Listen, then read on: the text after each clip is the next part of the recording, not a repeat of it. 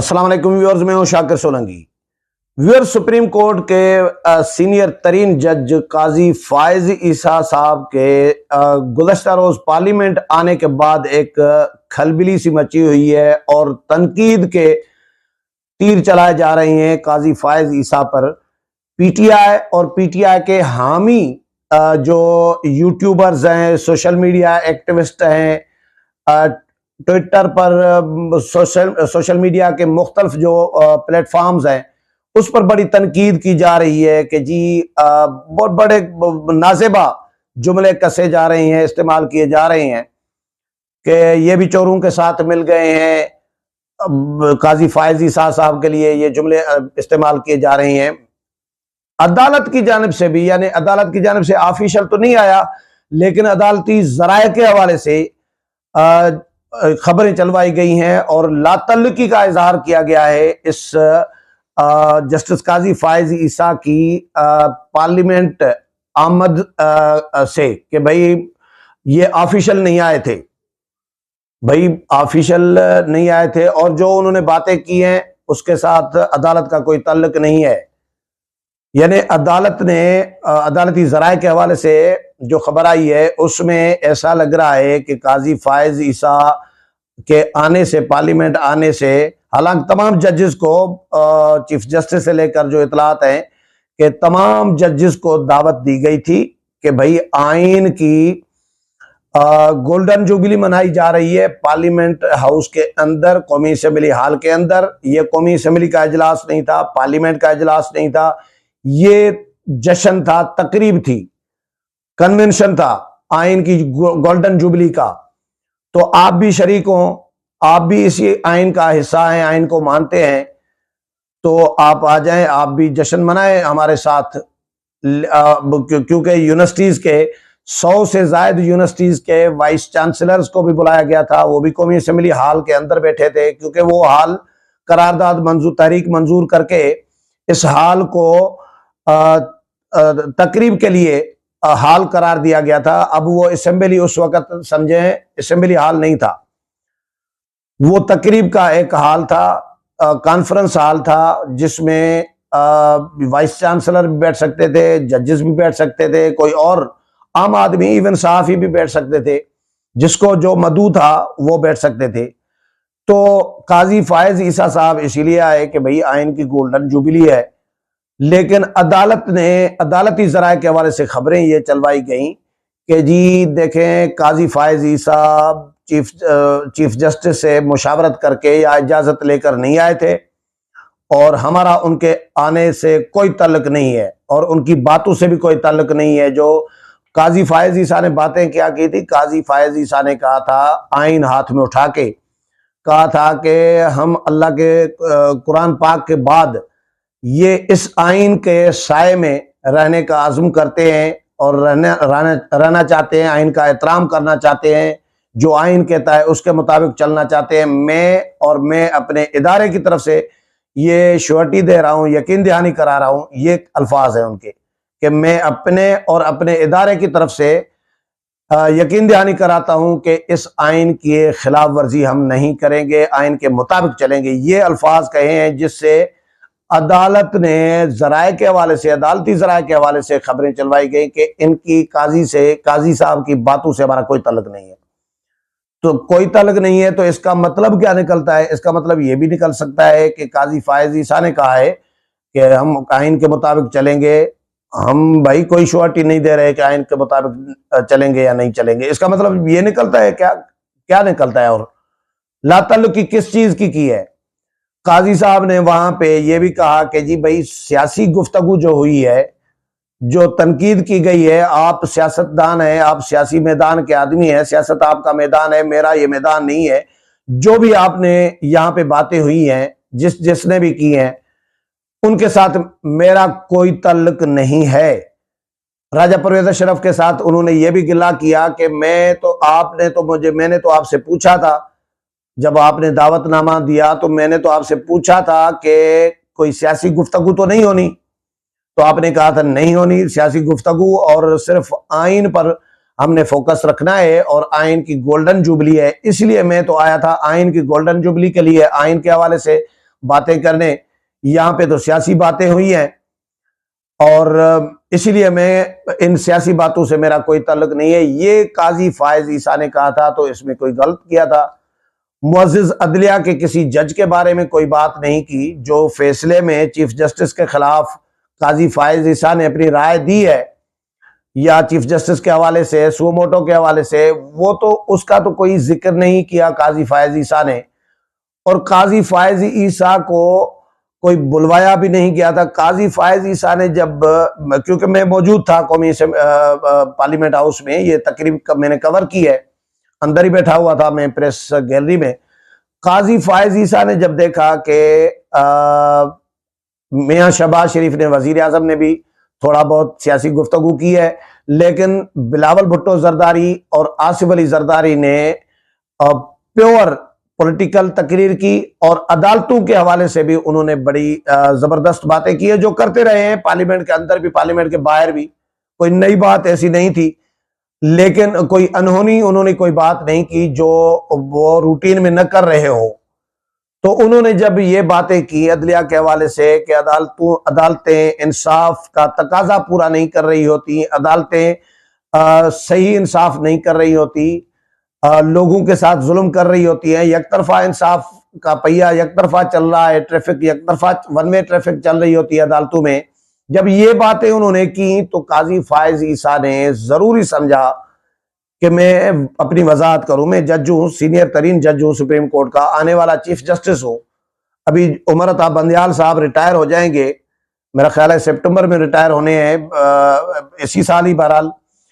तो उसके बाद काजी फायज ईसा की बारी है। काजी फायज ईसा मुस्तकबिल के चीफ जस्टिस ऑफ पाकिस्तान है। तो उन्होंने ये जरूरी समझा कि मैं इतने बड़े जिम्मेदार ओहदे पे बैठा हूं, मुझे तो ये अंदाजा नहीं था, मुझे तो कहा गया था सियासी गुफ्तगू नहीं होगी, लेकिन गुफ्तगू हो गई है, तो अब मैं वजाहत, जरूरी है कि मैं वजाहत अपनी कर दूं। तो काजी फायज ईसा ने साथ में बैठे हुए सैयद कायम अली शाह साहब को कान में कुछ कहा, जो हम अंदाजा कर रहे थे, हम देख रहे थे, सुन तो नहीं रहे थे, लेकिन अंदाजा हमें यह हुआ कि फिर साईं कायम अली शाह ने इशारा किया, सामने डीजी जो मीडिया हैं वो खड़े थे, हमारे दोस्त हैं जफर सुल्तान साहब, जफर सुल्तान सामने खड़े थे डीजी मीडिया स्पीकर रोस्ट्रम के आगे। तो कायम अली शाह साहब ने, डीजी मीडिया को तो नहीं जानते जाहिर है कायम अली शाह, लेकिन सामने वो खड़े थे तो उनको इशारा किया कि इधर आए। वो आए तो उनको कहा कि काजी साहब से बात करें। काजी साहब ने फिर उनको कान में कुछ कहा, जो हमने अंदाजा किया कि काजी साहब ने यह कहा कि मैं बात करना चाह रहा हूं। तो वो दौड़े, तेज गए, secretary national assembly, additional secretary national assembly और ज्वाइंट सेक्रेटरी ये बैठे होते हैं, जो है अपना स्पीकर के रोस्ट्रम के आगे। तो उनको जाके जफर सुल्तान ने, डीजी मीडिया ने बताया, जो मैं बिल्कुल उसी तरह हाल जो हुआ है। जफर सुल्तान ने, डीजी मीडिया ने जाके उनको बताया, सेक्रेटरी या एडिशनल सेक्रेटरी जो तीन बैठे थे, कि जस्टिस काजी फायज साहब बात करना चाह रहे हैं। तो उन्होंने पेपर उठाया, पर्ची उठाई और उन्होंने नाम लिखकर राजा परवेज अशरफ को दे दिया। तो राजा परवेज अशरफ ने फिर उनको दावत दी, खिताब की कि मुअज़्ज़िज़ जज जो है, सीनियर तरीन जज काजी फायज ईसा साहब भी बात करना चाहेंगे। तो काजी फायज ईसा ने इस पर फिर अपनी वजाहतें दी हैं। कोई ऐसी सियासी गुफ्तगू न की, न सियासी गुफ्तगू से में का हिस्सा बने, उन्होंने तो लातल्लुकी की, उन्होंने कोई सियासत नहीं की। तो इस पर तूफान बदतमीजी पीटीआई और उनके हवारियों की जानिब से उनके खिलाफ किया जा रहा है। मैं सवाल ये कर रहा हूं, मेरे पास एक तस्वीर पड़ी है, इसमें बाबा रहमते जब चीफ जस्टिस ऑफ पाकिस्तान थे, वो उस वक्त उनकी तस्वीरें हैं पीटीआई के कन्वेंशंस अटेंड करने की। वो अनिल मुसर्रत के तकरीब में नहीं गए थे, यूके में थी मेरा ख्याल, या अमेरिका में, यूके में थी शायद। तो बाबा रहमते, साकिब निसार उर्फ बाबा रहमते, वो खुद बाबा रहमते अपने आप को कहता था। तो वो क्या बतौर चीफ जस्टिस, जब चीफ जस्टिस थे उस वक्त पीटीआई के तकरीबों में नहीं जाते थे, पीटीआई के लोगों से नहीं मिलते थे। मेरे पास तस्वीरें मौजूद हैं, इमरान खान के साथ भी हैंडशेक कर रहे हैं, फैसल जावेद के साथ भी हैंडशेक कर रहे हैं, शेख रशीद के साथ भी हैंडशेक कर रहे हैं, उनके साथ भी खड़े हैं, फवाद चौधरी के साथ भी खड़े हैं। मैं किस किस का नाम आपको बताऊं ये तस्वीर में, क्योंकि थोड़ा सा एडिट करने में फिर मेरे लिए टाइम का मसला होता है, नहीं तो मैं एडिट करके इसमें शामिल कर देता। ये बाबा रहमते जी इमरान खान साहब के साथ खड़े हैं, ये देखें ऊपर, ये इमरान खान के साथ बाबा रहमते खड़े हैं। फिर नीचे फैसल जावेद और खातून खड़ी हैं, ये फिरदौस आशिक अमान, उनके साथ खड़े हैं। ये नीचे इमरान इस्माइल साहब के साथ बाबा रहमते हाथ मिला रहे हैं। अच्छा जी, ये फिर देखें, ये शेख रशीद नीचे शेख रशीद के साथ हाथ मिला रहे हैं।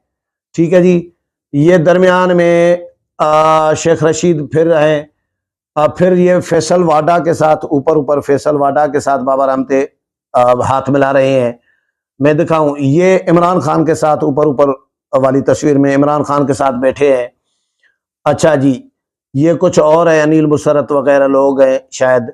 ये वो जो केपीके का जो फरमान है, शाह फरमान, उनके साथ बाबा रहमते बैठे हैं नीचे तस्वीर में। और ये पहली तस्वीर में ऊपर वाली में इमरान खान के साथ। तो क्या ये बाबा रहमते ने भी पीटीआई ज्वाइन कर ली? तो बाबा रहमते के बारे में भी तो राय दे ना। अगर जस्टिस काजी फायज ईसा जो किसी सियासी जमात के तकरीब में नहीं गए, न पीपल्स पार्टी की तकरीब थी, न नून लीग की, न जेयूआई की, न किसी और जमात की, ये तो प्योर आइन की गोल्डन जुबली थी। आइन की गोल्डन जुबली में बाबा रहमते अगर आए और बाकी जजेस को भी दावत थी, वो जजेस नहीं आए, तो इसमें जस्टिस काजी फायज ईसा ने कौन सा बड़ा जुर्म कर दिया? और ये तो मैं तो इसको अच्छा इसलिए समझ रहा था कि काजी फायज ईसा क्योंकि फ्यूचर के मुस्तकबिल के आने वाले चीफ जस्टिस हैं, तो उन्होंने पार्लियामेंट में आकर एक अपना जहन दे दिया कि भाई मैं इदारों के साथ तसादुम वाला आदमी नहीं हूं, इदारों के साथ कोऑर्डिनेशन के साथ चलने वाला आदमी हूं। पार्लियामेंट हो, फौज हो, आईएसआई हो, अदालतें हो, नैब हो, एफआई हो, इन तमाम बड़े जो ताकतवर इदारे हैं, इनकी आपस में कोऑर्डिनेशन होगी, ताउन होगा, एक दूसरे के साथ हम आहंगी होगी, मुशावरत होगी, तो ही ये मुल्क आगे बढ़ सकता है, इदारे तरक्की कर सकते हैं, मुल्क तरक्की कर सकता है। तसादुम के साथ मुल्क कैसे तरक्की कर सकता है भाई? तो ये काजी फायज ईसा ने बहुत अच्छा इकदाम किया है मेरी नजर में कि उन्होंने पार्लियामेंट के साथ एक अपना ज़हन दे दिया, यानी कि भाई पार्लियामेंट के साथ तसादुम नहीं चाहूंगा, पार्लियामेंट सुप्रीम है।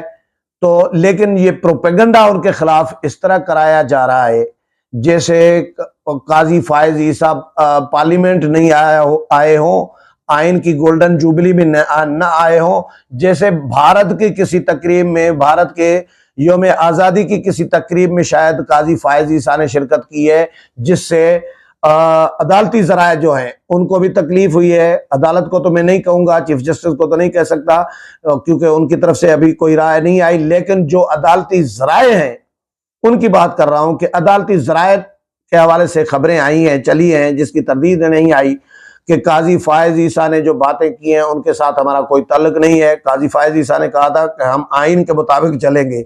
अदालती ज़राए को ये मैं बता रहा हूं कि काजी फायज ईसा ने आइन की गोल्डन जुबली में खिताब में कहा कि मैं अपनी और अपने इदारे की तरफ से यकीन दहानी करा रहा हूं कि हम आइन के मुताबिक चलेंगे। तो उसकी तरदीद वजाहत बनती नहीं है। तरदीद और वजाहत कर रहे हैं तो इसका मतलब है कि अदालती ज़राए जो हैं वो आइन के मुताबिक नहीं चलना चाह रहे, मतलब तो ये निकलता है।